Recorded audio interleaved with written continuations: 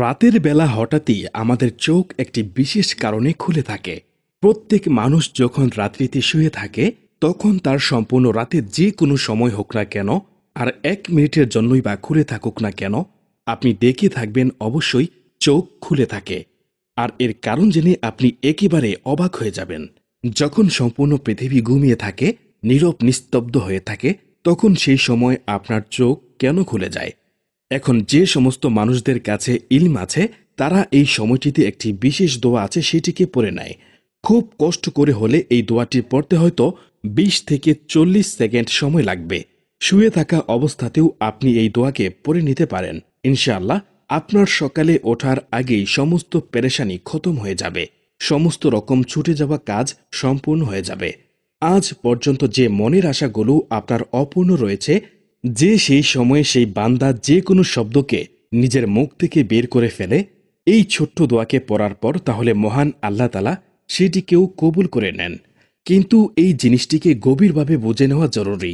সর্বপ্রথম এটি জেনে নেওয়া জরুরি যে আমাদের চোখ কেন খুলে থাকে, আর তারপরে এটি জেনে নেওয়া জরুরি যে সেই সময় আমাদেরকে কি কি পড়তে হবে আর কেমনভাবে দোয়া করতে হবে। এবার এখানে কিছু মাসাইল আছে, সেটিকে বুঝে নেওয়া জরুরি। তো এই সমস্ত কিছুকে আমরা এই ভিডিওতে জানতে চলেছি। কয়েক মিনিটের ভিডিও, ইনশাআল্লাহ আপনার জীবন একেবারের মতো পরিবর্তন হয়ে যাবে।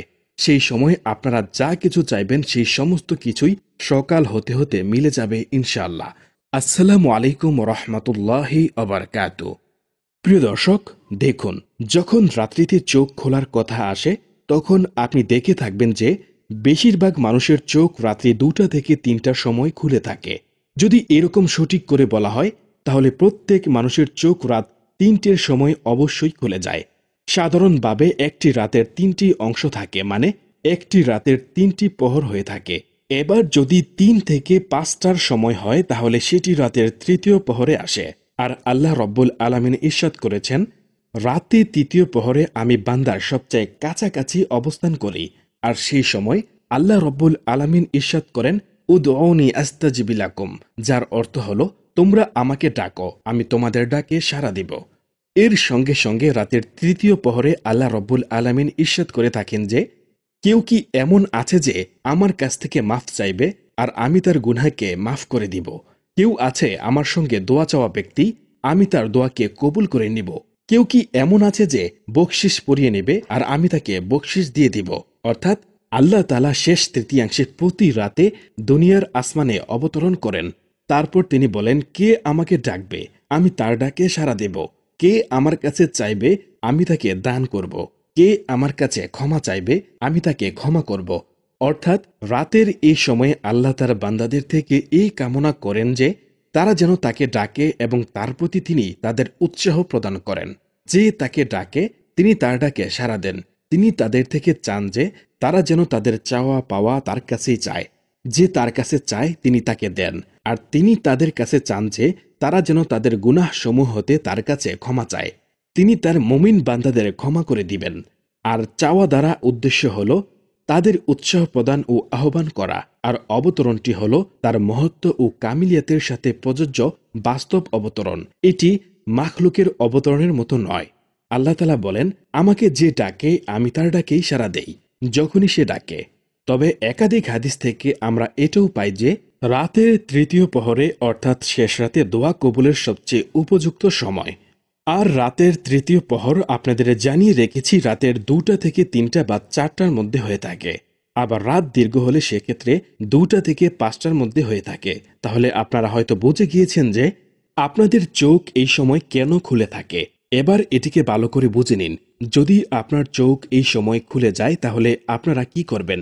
যদি আপনি গভীর নিদ্রায় আচ্ছন্ন হয়ে থাকেন তাহলে কোনো কথা নয়, পরের দিন আপনাদের যখন চোখ খুলবে তখন পড়ে নেবেন। কিন্তু এখন আপনার চোখ খুলে গিয়েছে, ঘুম থেকে জেগে গিয়েছেন, তাহলে আপনি ভাববেন না যে আপনার চোখ এমনিই খুলে গিয়েছে। আপনারা ভাগ্যবান যে আপনাদের চোখ রাতের 3য় প্রহরে খুলেছে। সবচেয়ে উত্তম হয় আপনারা তাড়াতাড়ি উঠে পড়ুন আর অজু করে নিন। যদি অজু না করতে পারেন তাহলেও কোনো সমস্যা নেই, আপনার বিছানাতে উঠে বসে পড়ুন। এবার সর্বপ্রথম শুরুতে 3বার দুরুদে পাককে পড়ে নিন। যেই দরুদটি আপনার মনে থাকবে সেটি আপনি পড়ে নিতে পারেন। তারপর ইয়া ওয়াহাবু ইয়া ফাত্তাহু এই দুটি নামের জিকির আলাদা আলাদাভাবে 11 বার পড়বেন অথবা একসাথেও পড়তে পারেন। এই দুইটি নাম আল্লাহর মহাসম্মানিত গুণবাচক নাম, যার ওসিলায় আল্লাহ বান্দার মনের আশা পূরণ করে থাকেন। তবে যদি মনে হচ্ছে আপনার ঘুম চলে আসছে, তাহলে আপনি যে কোনো একটি নাম 3 বার পরে তারপর পুনরায় ঘুমাতে পারেন। তবে আপনার যদি খুব কষ্ট না হয়, তাহলে আপনি এই দোয়াটি পড়ে নিতে পারেন, যেই দোয়াটির বাংলা অর্থ হচ্ছে, হে আল্লাহ, সমস্ত প্রশংসা ওই আল্লাহর জন্য যিনি আমাদেরকে মৃত্যুর পর আবার জীবন দান করেছেন এবং তার দিকেই আমাদের পুনরুত্থান হবে। তো মূল দোয়াটি হল, আলহামদুলিল্লাহিল্লাযী আহইয়ানা বা'দা মা আমাতানা ওয়া ইলাইহিন নুশুর। হাদিসে বর্ণিত হয়েছে, হযরত হুযায়ফা রাদিয়াল্লাহু আনহু বলেছেন, রাসূল সাল্লাল্লাহু আলাইহি সাল্লাম যখনই ঘুম থেকে উঠতেন তখন তিনি বলতেন, কেননা নিদ্রা এবং মৃত্যু একই জিনিস, আল্লাহ আমাদের রহম করেন বলে আমরা আবার জেগে উঠি।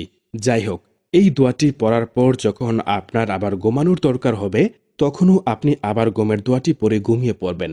দোয়াটি সকলেরই জানা, তাও আবার বলে দিচ্ছি, আল্লাহুম্মা বিসমিকা আমুতু ওয়া আহইয়া। হে আল্লাহ, আপনারই নামে মরে যাই, আবার আপনারই নামে জীবন লাভ করি। তবে যদি সম্ভব হয় তাহলে শেষ রাতে ঘুম থেকে জাগার পর মাঝে মাঝে তাহাজ্জুদের নামাজ পড়ে নেবেন, কারণ এটিও খুব জরুরি। যদি আপনার চোখ খুলে থাকে আর আপনার নিদ্রাও পরিপূর্ণ হয়ে থাকে, তাহলে প্রথমেই এই ওজিফাকে করে নেবেন, তারপর তাহাজ্জুদের নামাজকে পড়বেন, আর তারপর সব শেষে দোয়া চাইবেন। ইনশাআল্লাহ কালকের সূর্য আপনার জন্য খুবই মঙ্গলজনক হয়ে আবির্ভূত হয়ে উদিত হবে। আপনার সমস্ত রকমের অসম্পূর্ণ কাজ একেবারে সম্পূর্ণ হয়ে যাবে। তো এটাই ছিল রাতের তৃতীয় প্রহরের আমল। কিন্তু যদি আপনারা এতটুকু না করতে পারেন, তাহলে আপনারা শুধুমাত্র আল্লাহুম্মা গফিরলি, অর্থাৎ হে আল্লাহ আমাকে ক্ষমা করুন, এই দোয়াটি পড়তে পারেন। কিন্তু যদি আপনার হাতে আরেকটু সময় থাকে, তাহলে এই দোয়ার বাকি অংশগুলো পড়ে নিতে পারেন। তো সম্পূর্ণ দোয়াটি হলো, আল্লাহুম্মা গফিরলি ওয়ারহামনি ওয়াজবুরনি ওয়াহদিনি ওয়ারযুকনি ওয়াহফিনি ওয়ারফানি, যার অর্থ দাঁড়ায়, হে আল্লাহ আমাকে ক্ষমা করুন, আমার উপর রহম করুন, আমার প্রয়োজন পুরো করে দিন, আমাকে সঠিক পথে পরিচালিত করুন এবং আমাকে রিজিক দান করুন, আমাকে সুস্থতা দান করুন এবং আমার সম্মান বৃদ্ধি করুন। দেখুন প্রিয় দর্শক, এই একটি দোয়াতে আপনার সকল চাওয়া পূরণ হবে, কেননা দোয়াটিতে সমস্ত বিষয়ের চাওয়া পাওয়া সংক্ষেপে বলে দেওয়া হয়েছে। অর্থাৎ যেখানে বলা হয়েছে, হে আল্লাহ আমাকে ক্ষমা করুন, আমার উপর রহম করুন, আমার প্রয়োজন পুরো করে দিন, আমাকে সঠিক পথে পরিচালিত করুন এবং আমাকে রিজিক দান করুন, আমাকে সুস্থতা দান করুন এবং আমার সম্মান বৃদ্ধি করুন। সুবহানাল্লাহ। যদি আপনি রাতে ঘুম থেকে 1 সেকেন্ডের জন্য জেগে ওঠেন, তাও আপনাকে আল্লাহুম্মা গফিরলি অথবা আস্তাগফিরুল্লাহ, অর্থাৎ হে প্রভু আমাকে আপনি ক্ষমা করে দিন, এই ইস্তেগফারগুলো পড়ে নিতে পারেন। সব সময় চেষ্টা করবেন আল্লাহ রব্বুল আলামিনের কাছে তওবা করে ও আল্লাহর নামের জিকির আজকার করে তারপর বিছানাতে শুতে যাওয়া। কেননা আমাদের প্রিয় নবী মুস্তাফা রাসূল আকরাম সাল্লাল্লাহু আলাইহি সাল্লাম বলেছেন, যে ব্যক্তি শয়নের সময় আল্লাহর নাম নেয় না, তার জন্য আল্লাহর পক্ষ থেকে বঞ্চনা নেমে আসে। আর যখন ঘুম থেকে জেগে উঠবেন তথা চোখ খুলবে, তখনও আল্লাহর কাছে তওবা করে নেবেন এবং আল্লাহর শুকরানা আদায় করে নেবেন। তওবা প্রত্যেক সময় যেন বান্দার মুখে যেন লেগে থাকে এবং যে কোনো অবস্থায় আলহামদুলিল্লাহ বলে আল্লাহর নিয়ামতের শুকরিয়া আদায় করে নেবেন। একবার আলহামদুলিল্লাহ পড়লে আমাদের ব্রেইন তার প্রায় 100 বিলিয়ন নিউরনগুলোকে একটা পজিটিভ সিগন্যাল পাঠিয়ে দেয়। এরপর নিউরন থেকে দেহের প্রতিটি কোষে সেই সংকেত ছড়িয়ে পড়ে। তখন আপনার মাসেল থেকে শুরু করে সমস্ত অঙ্গ প্রত্যঙ্গ পজিটিভ জিনিস ভাবতে শুরু করে দেয়। ফলে আপনার মনে থাকা হতাশা, দুশ্চিন্তা সমস্ত কিছু দূর হয়ে যায় এবং আপনার জীবনে সাফল্য নেমে আসে। এই শিক্ষাটি আমরা পবিত্র কোরআন থেকেও পাই। যেমন পবিত্র কোরআনের শুরুতেই কেন সূরা ফাতিহা, এটি কখনোই হয়তো আমরা ভাবিনি। আর শুরুতেই কিন্তু আলহামদুলিল্লাহ দিয়েই শুরু করতে হয়। মহান আল্লাহ আমাদের সম্পর্কে সমস্ত কিছু জানেন বলেই আলহামদুলিল্লাহ দিয়েই আমাদের শুরু করতে বলেছেন। নামাজের মধ্যেও সূরা ফাতিহা বাধ্যতামূলক পড়তে হয়। আর সূরা ফাতিহার মধ্য দিয়েই যখন আমরা পড়া শুরু করি, তখন প্রথমে আমাদেরকে যেহেতু আলহামদুলিল্লাহ দিয়ে শুরু করতে হয়, যার ফলে আপনার দুনিয়া ও আখিরাতের কল্যাণ নেমে আসে।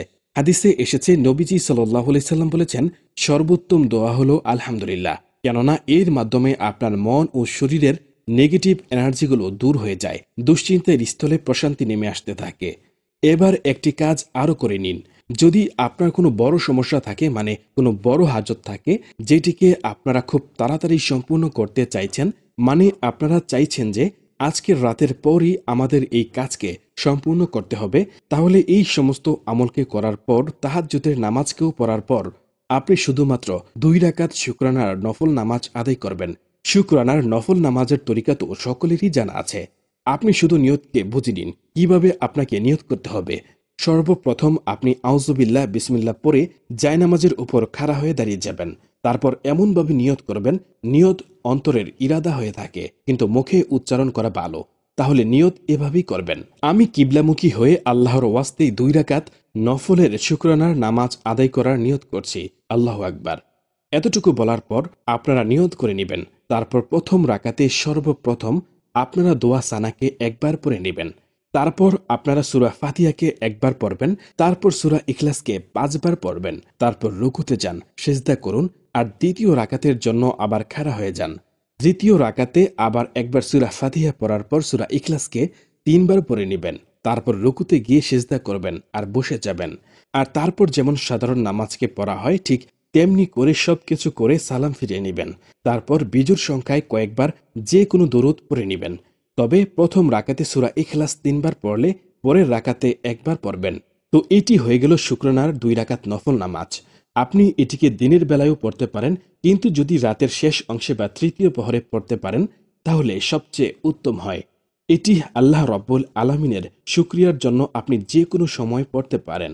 আল্লাহর এই শুকরিয়ার নামাজ আদায় করার পর আপনি আল্লাহ রব্বুল আলামিনের কাছে সেই সময়ে যে দোয়া চাইবেন ঠিক এমনভাবে, হে আল্লাহ, আমি যেই আমল করেছি আর এই যে তাহাজ্জুদের নামাজ পড়েছি আর এই যে শুকরিয়ার নফল নামাজ আদায় করেছি, ইয়া রব্বুল আলামিন, আপনি সর্বপ্রথমে এই আমলসমূহকে, এই নামাজকে আপনার দরবারে কবুল করে নিন। ইয়া রব্বুল আলামিন, আমার এই নামাজকে এবং এই আমলের বরকতে আমার এই কাজ, আমার এই মনের আশা, আমার এই হাজত আপনি পূরণ করে দিন এবং আমি যে দরুদ দোয়া পড়েছি তা রাসূল সাল্লাল্লাহু আলাইহি সাল্লামের শানে কবুল করে নিন। আমিন সুম্মা আমিন। যদি আপনি এমন পদ্ধতিতে দোয়া করতে পারেন, বিশ্বাস করুন প্রিয় ভাই ও বোনেরা, ইনশাআল্লাহ আপনার দোয়া, আপনার আশা, আপনার ইচ্ছে আল্লাহ পূরণ করে অবশ্যই দিবেন ইনশাআল্লাহ। আপনার দোয়া কখনোই থেমে থাকবে না ইনশাআল্লাহ। আর যারা পড়াশোনা অবস্থায় আছেন তারা চেষ্টা করবেন রাতে তাড়াতাড়ি ঘুমিয়ে যেতে এবং শেষ রাতে দোয়া আমলগুলো করার পর পড়াশোনা শুরু করতে। কেননা ভোর 4টা থেকে সকাল 8টা পর্যন্ত আমাদের ব্রেইন তরঙ্গ প্রায় 8 হার্টজের মতো থাকে। তখন যে কোনো পড়াশোনা 4 গুণ বেশি মনে থাকে। মানে তখনকার 1 ঘন্টা পড়াশোনা দিনের অন্যান্য সময় 4 ঘন্টা পড়াশোনার সমান। এই জন্য রাসূল সাল্লাল্লাহু আলাইহি সাল্লামের সুন্নাহ হলো এশারের পর তাড়াতাড়ি ঘুমিয়ে যেতে এবং শেষ রাতে উঠে তাহাজ্জুদ পড়ে গুরুত্বপূর্ণ কাজ, পড়াশোনা বা অন্যান্য গুরুত্বপূর্ণ কাজ করা। কেননা এই সময় চারপাশের শান্ত পরিবেশ এবং ধুলাবালি মুক্ত অক্সিজেন সমৃদ্ধ বায়ু আপনার শরীর ও মনকে প্রশান্ত করে দিবে ইনশাআল্লাহ। প্রিয় দর্শক, আপনাদের সবাইকে অনুরোধ করব দয়া করে এই ভিডিওটি অবশ্যই আপনি শেয়ার করে দিবেন। কেননা আপনার একটি শেয়ারে কোনো মানুষ যদি নেক আমল করে নেয় তাহলে যতদিন সে ব্যক্তি আমল করবে এবং এই ভিডিও চলতে থাকবে আপনার আমল নামাতে নেকি যোগ হতেই থাকবে ইনশাআল্লাহ। এমনকি মৃত্যুর পর এটি আপনার সদকায়ে জারিয়া হিসেবে কাজে লাগবে। তাই ভিডিওটি লাইক দিয়ে শেয়ার করে দিন। আল্লাহ আমাদের সবাইকে যেন রহমত করেন, আমিন। এবং আল্লাহ যেন আমাদের সবাইকে ভালো রাখেন, সুস্থ রাখেন, নিরাপদে রাখেন। এই কামনায় আজকের ভিডিওটি এখানেই সমাপ্তি। আসসালামু আলাইকুম ওয়া রাহমাতুল্লাহি ওয়া বারাকাতুহু। আল্লাহ হাফেজ।